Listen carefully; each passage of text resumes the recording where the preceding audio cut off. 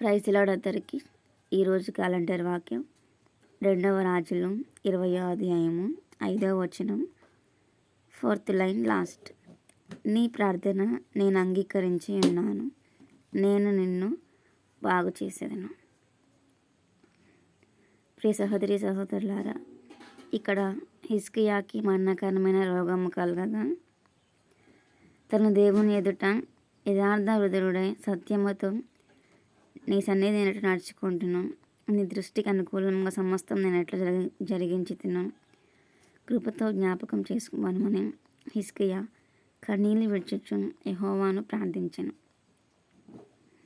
2వ వచనంలో 3వ వచనంలో హిజ్కియా అలా ప్రార్థన చేయటం వల్ల 5వ వచనంలో దేవుడు అతని ప్రార్థన అంగీకరించి నేను నిన్ను బాగు చేసేదను అనేసని చెప్తూ వస్తున్నాడు.